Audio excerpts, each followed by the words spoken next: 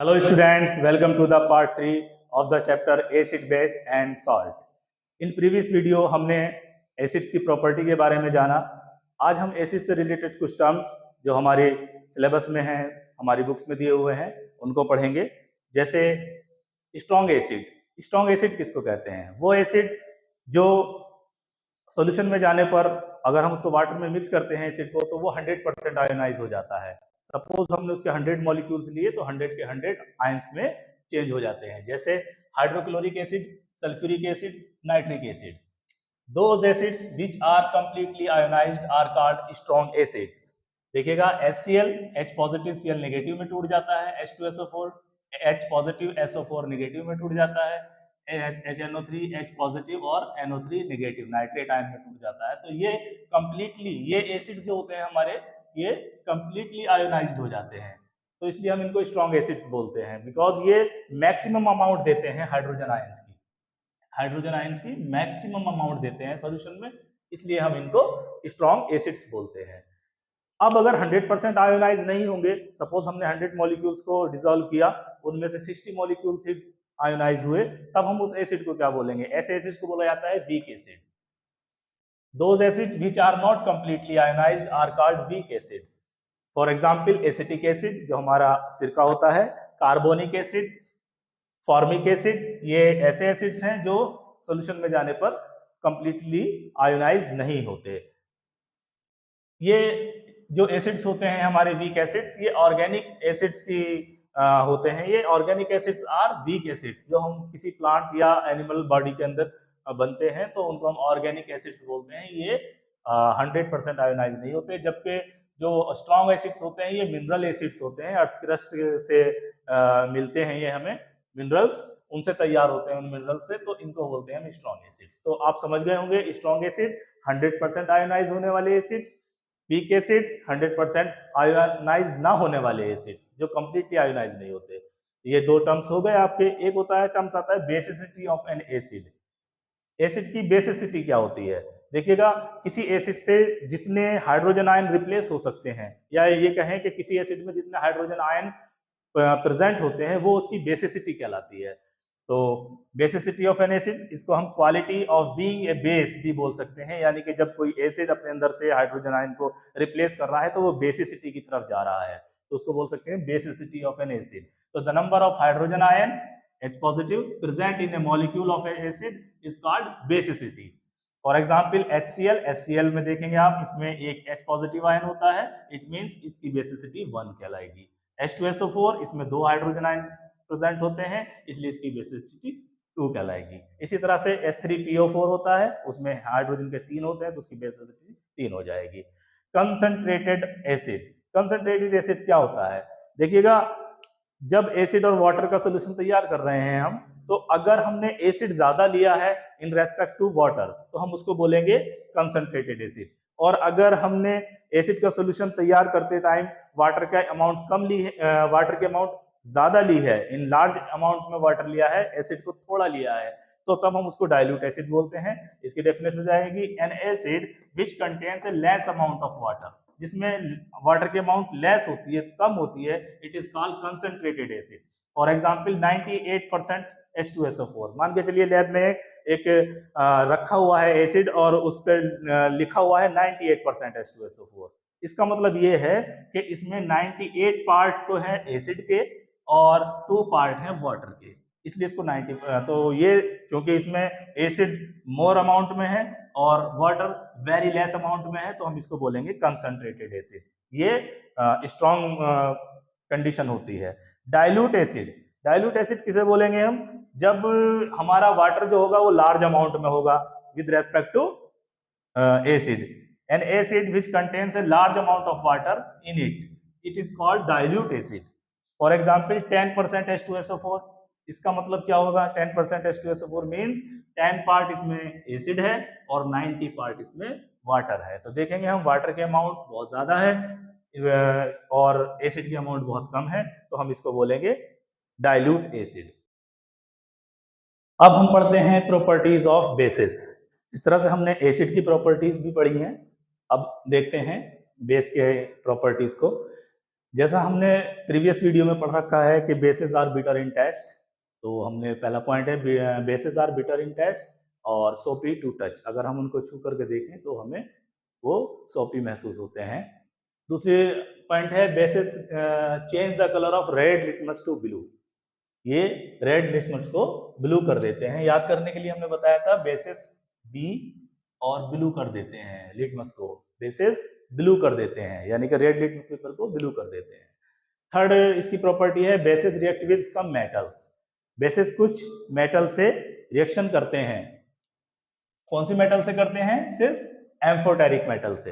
Amphoteric metal वो होती हैं जो एसिडिक और बेसिक दोनों तरह के नेचर को शो करती हैं, उनको हम एम्फोटेरिक मेटल बोलते हैं। तो सिर्फ एम्फोटेरिक मेटल से ही रिएक्शन करते हैं, बेसिस सारी मेटल से नहीं करते। और रिएक्शन करने के बाद करते हुए क्या है कि वो हाइड्रोजन गैस इवॉल्व करते हैं। देखिएगा फॉर एग्जांपल हमारा एक बेस है sodium hydroxide, this is a base, और हमारी एक एम्फोटेरिक मेटल है जिंक। तो रिएक्शन होने के बाद में सोडियम जिंकेट बनता है, Na2ZnO2 और हाइड्रोजन गैस इवॉल्व हो जाती है। ये सोडियम जिंकेट बना और हाइड्रोजन गैस इवॉल्व हुई, तो हम इसको कह सकते हैं कि ये एम्फोटेरिक मेटल से रिएक्शन करके हाइड्रोजन गैस को इवॉल्व करते हैं। मैंने लिख दिया है amphoteric metal which show both acidic and basic nature, for example zinc, aluminium, lead, tin, ये हमारी वो मेटल्स हैं जो एम्फोटेरिक मेटल्स कहलाती हैं। Number 4, bases react with acid to form salt and water, neutralization reaction. इस रिएक्शन को इस प्रॉपर्टी को हम एसिड की प्रॉपर्टी में भी पढ़ चुके हैं। वहां यहाँ बेसिस रिएक्शन कर रहा है एसिड से, वहां हमने से बोला था एसिड रिएक्शन कर रहा है बेस से, तो सेम है, वही प्रॉपर्टी है। ये हमारा बेस है, ये हमारा एसिड है, और ये साल्ट बन जाता है और ये वाटर का मॉलिक्यूल बन जाता है, तो हम इसको न्यूट्रलाइजेशन रिएक्शन में भी बोल देते हैं। फिफ्थ हमारे यहाँ पॉइंट है प्रॉपर्टीज का, basis react with non metal oxide, basis non metal oxide से रिएक्शन करके साल्ट और वाटर बनाते हैं। नॉन मेटल ऑक्साइड कौन से होते हैं?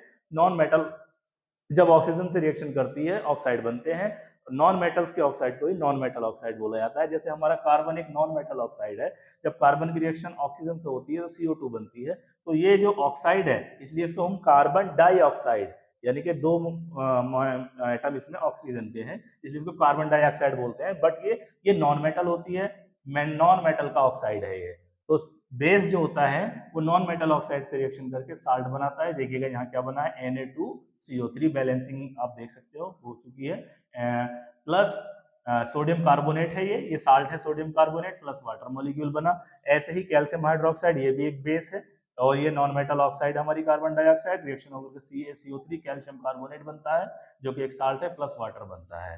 तो अब हम देखते हैं कि as non metal oxide neutralize the base, यहाँ पर हम नॉन मेटल ऑक्साइड जो है हमारे ये न्यूट्रलाइज कर रही है किसी बेस को। इट मींस ये कैसी होगी, इसकी नेचर एसिडिक होगी। तो ये पूछ लिया जाता है एग्जाम में कभी कभी कि नॉन मेटल ऑक्साइड्स जो होते हैं वो उनकी नेचर क्या होती है, एसिडिक होती है कि बेसिक होती है। तो याद रखना नॉन मेटल ऑक्साइड की नेचर एसिडिक होती है, जबकि मेटल ऑक्साइड की नेचर जो है वो बेसिक होती है।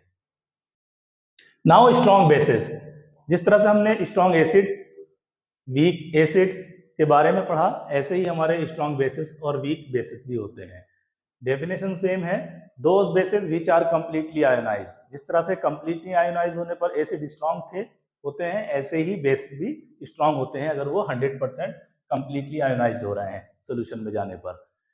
For example sodium hydroxide NaOH, potassium hydroxide KOH, ये ऐसे हमारे बेसिस हैं जिनको अगर हम सोल्यूशन बनाएं तो ये 100% आयोनाइज्ड हो जाते हैं, इसलिए इनको हम स्ट्रॉन्ग बेस बोलते हैं।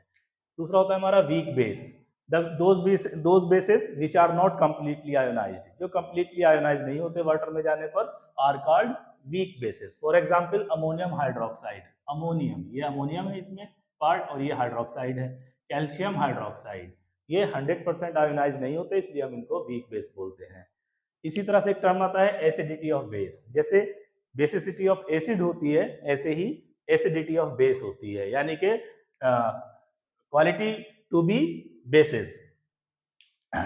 देखेंगे किस तरह से the number of hydroxyl ion present in A molecule of base is called acidity of base.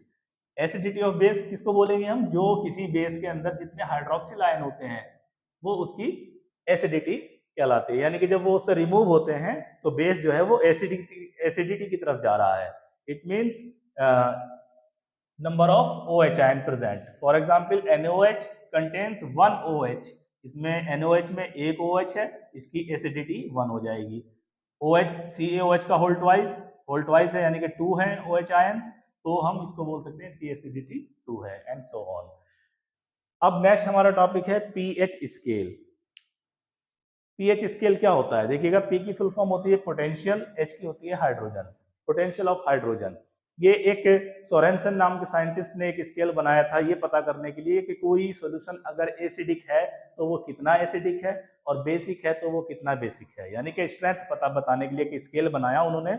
और स्केल में उन्होंने जो उसका बेस रखा स्केल का अपने, तो वो रखी हाइड्रोजन आयन की कंसंट्रेशन।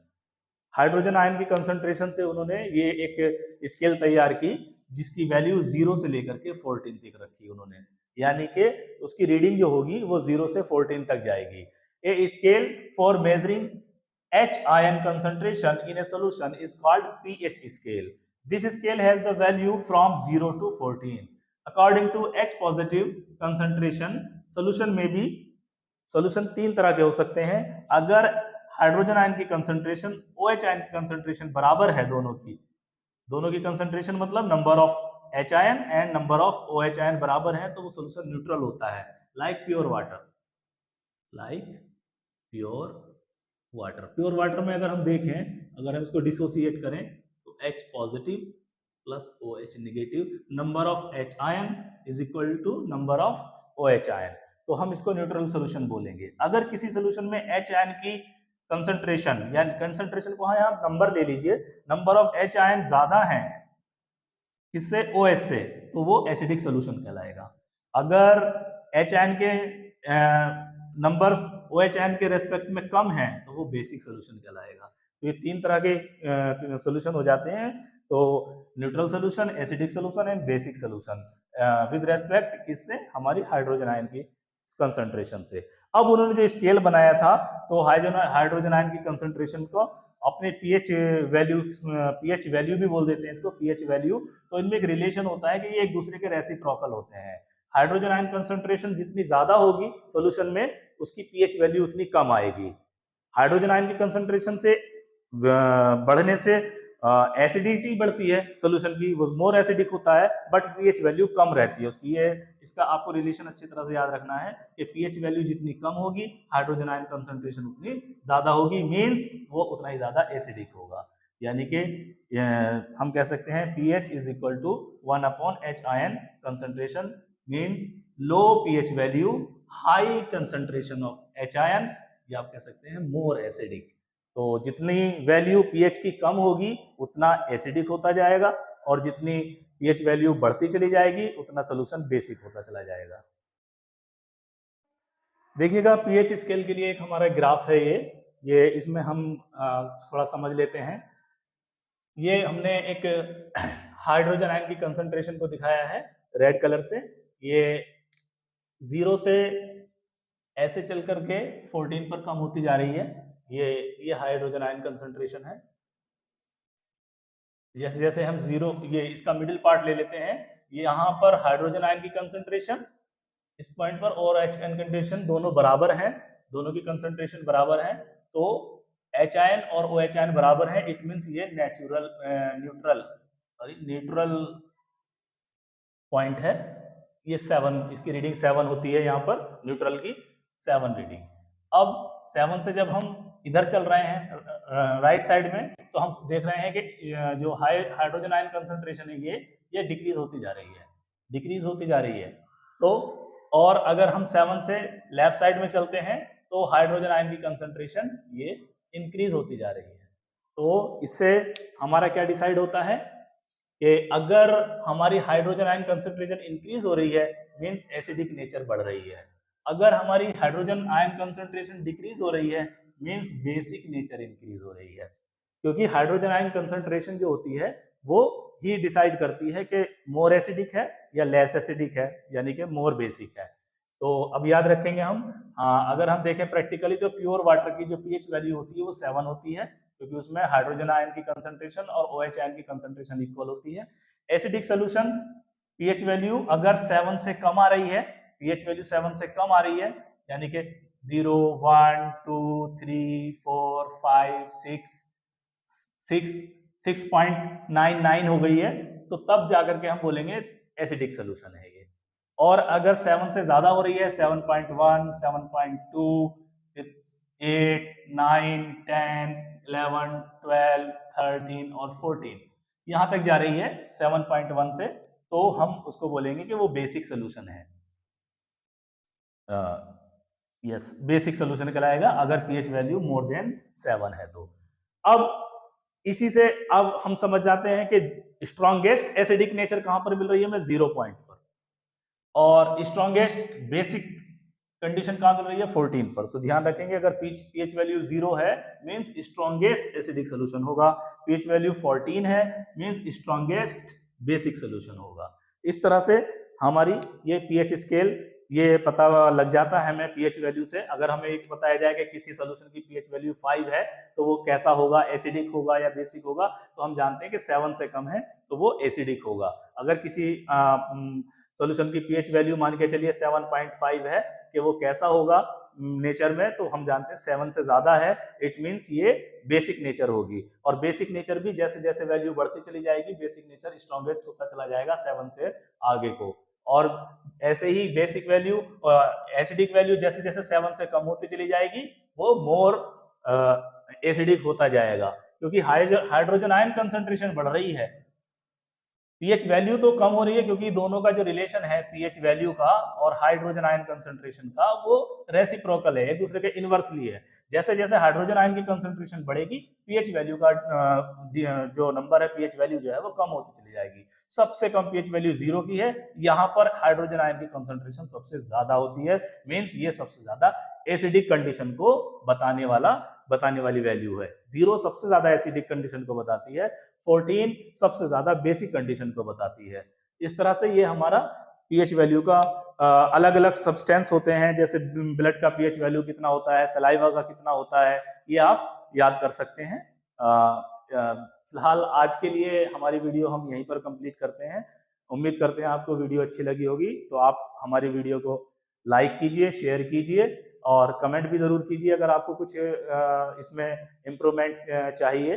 और थैंक्स फॉर वॉचिंग।